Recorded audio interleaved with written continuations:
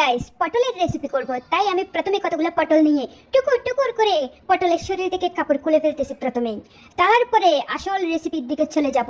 প্রতিটা পটলকে আমি শরীরের কাপড়গুলো খুলে নিলাম, পটলের পিছনের অংশটা টুকুর টুকুর করে কেটে নিয়ে এরপরে দিয়ে এই যে এরকম একটা চামচ নেবেন, চামচের সাহায্যে ভিতরে একেবারে অপারেশন করাই সব কিছু বের করে নিব।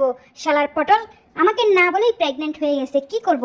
এখন তো অপারেশন করাইতেই হবে। অপারেশন করে আমি একেবারে জাকা আনাকা করতে করতে ভিতরে কেটে নাহাড়ি গুড়ি নাড়ি যা আছে সব কিছুই বের করে নিব। গাইস এই রেসিপি আপনারা যদি করে খান তাহলে আপনাদের রেসিপিকে যে কেউ প্রশংসা করবে। আমি কি আপনাদেরকে কখনো খারাপ রেসিপি দেখিয়েছি?